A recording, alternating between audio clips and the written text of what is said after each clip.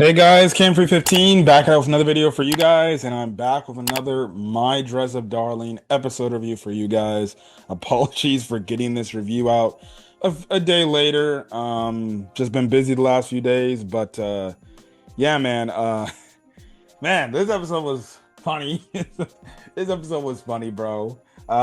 We got a cross-dresser reveal. I did not expect that. I thought this was just gonna be another, chick that will end up being friends with Gojo and Marin.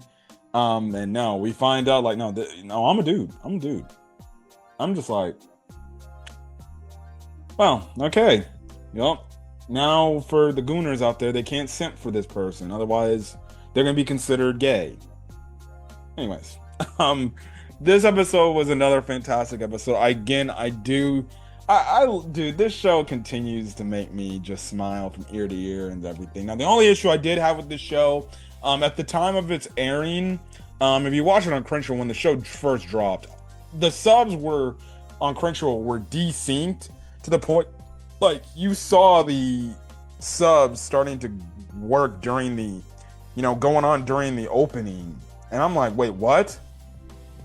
Eventually, obviously, they fixed it later on. That's also another reason why I did not get the review out as fast as I did, because by the time the episode was fixed, I was already headed on my way to. I already had to get ready and go to work, and everything. So it's like, dog, what the hell, bro? I'm like, Crunchyroll, get your shit together, man. Get your crap together. But regardless, we start the episode off with the last part where Noah was like, "Are you and Kitagawa dating?"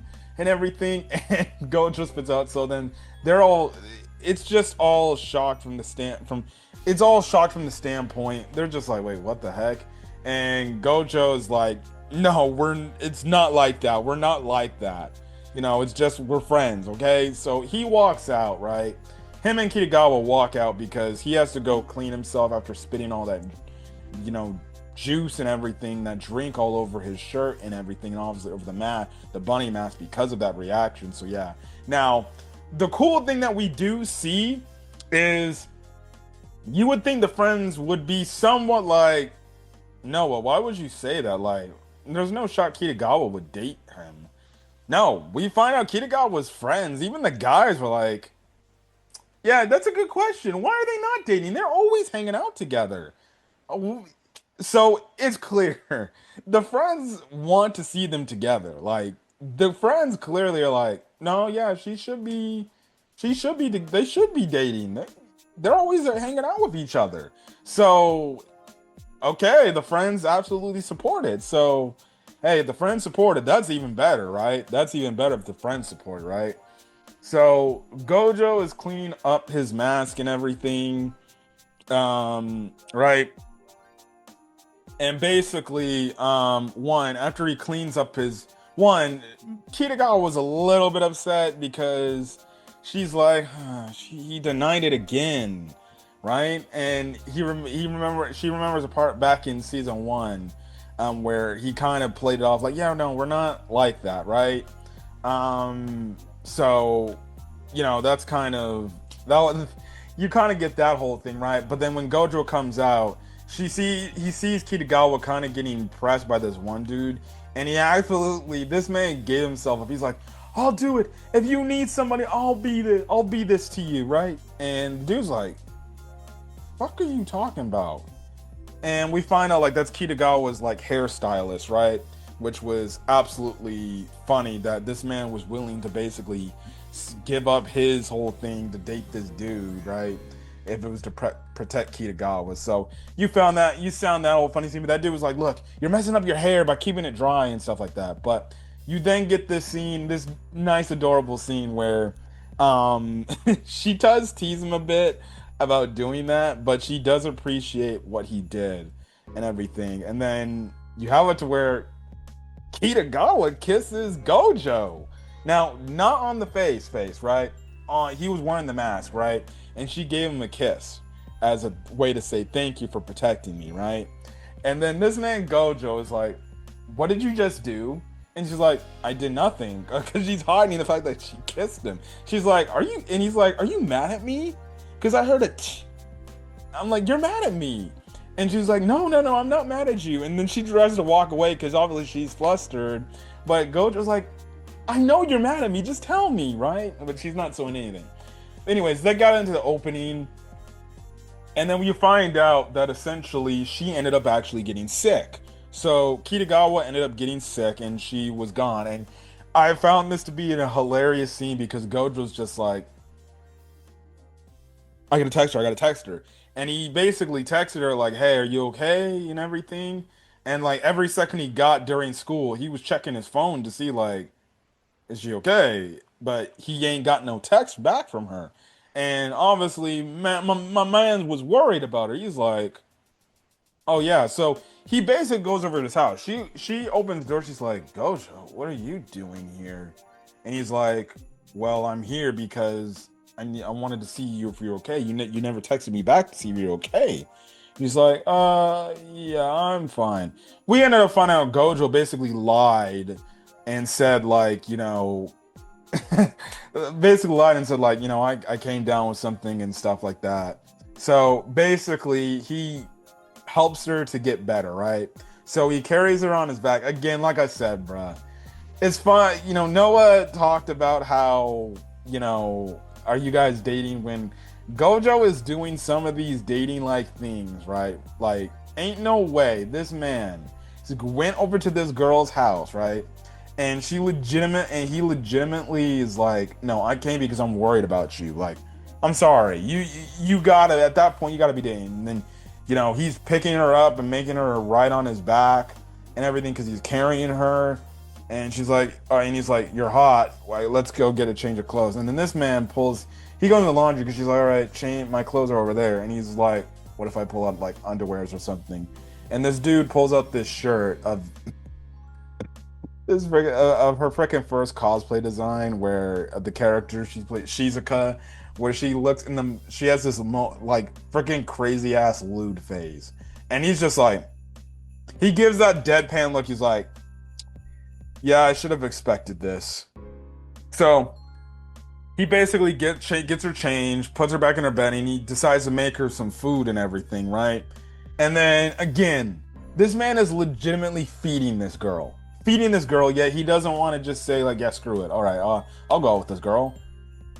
Again, like I said, if this is not considered them dating, I don't know what that is. Man is legitimately feeding her, right? And stuff like that. You have this nice moment where she doesn't want him to go, and Gojo's like, don't worry, I'm not gonna go. I'll stay right here until you're a-okay. So that's also, I just still couldn't take the scene serious. Well, one, I still did like the scene, and it is a nice, adorable scene.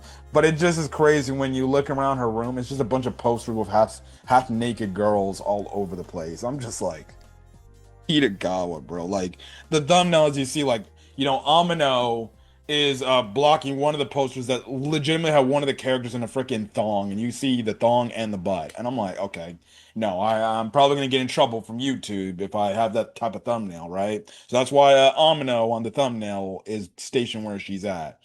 But then essentially you have it to where Kitagawa's friends ring the doorbell and show up, and everything, and they're like, Kitagawa, are you there? Are you okay? And Gojo's like, oh, they cannot see me because they're gonna get the wrong idea.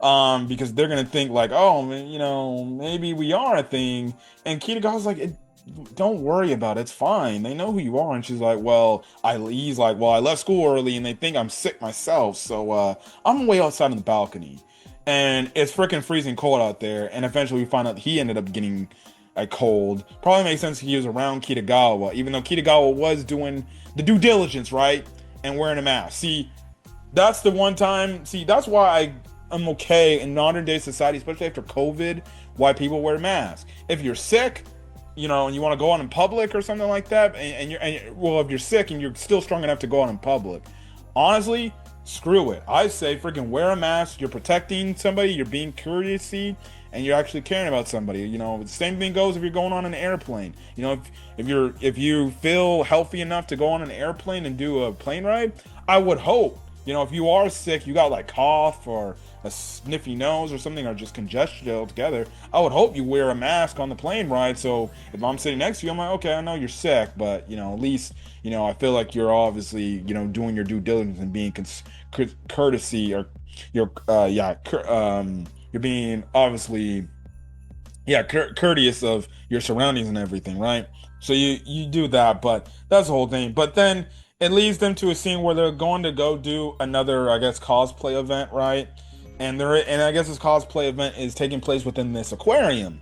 And then next thing you know, Kitagawa looks at this one cosplayer that's wearing a character of a show that she watches, and they talk to her, and she's like, "Oh yeah, hi, my name's Amine or Amino and everything. So I was just looking for this piece to help my dress that came loose." So they find it, and they're like, "Well, we can actually help you. I know how to do everything." And Gojo shows like his kit and everything that he's got on him, and he's like, "Oh, okay. Well, let's go to the restroom, and everything, and get or let's go to the changing room." Now Gojo's like, "Whoa, whoa, whoa, come on. I can't do that. I'm sorry. Like maybe try to get Kitagawa to go with you, and she can help you." But he's like, "Oh no, you can help me. I'm a dude." And Gojo and Kitagawa are like, "Huh? Nani?" And you find out this dude Amino is a girl, is a dude. But we find out like he does a bunch of other cosplays and stuff like that. And he enjoys doing it, and he enjoys dressing up looking like some of these, I guess, characters that look like females, right? So that's the whole thing. And then and now they obviously say like, "Okay, that's great." They're like, "Wait a second. In this one, why you're supposed to be a dude? Why you gotta set a why do you got a rack, right?" And basically he's like, "Oh, well, actually, this is the place I go to be able to get free boobs." And they're like, "Huh? What are you talking about?" He's like, "Yeah, don't worry, I'll show you." And that's where the episode ends off. And next week, I guess we're gonna see where he goes to the store to get these boobs, right? These artificial boobs. So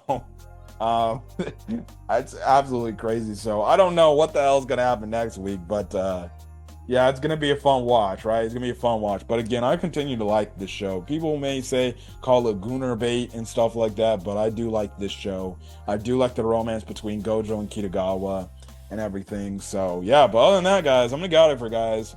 Again, apologies for getting this review out a day later, but yeah. But anyways, if you guys like the video, leave a like, put in the comment section your thoughts, hit that subscribe button if you want to get more. If you want to get more my Dress Up Darling content or any other anime content I upload to the channel and things like that. But till then, guys, I will catch you guys in the next video, and I will see you guys later. Till then, guys, peace.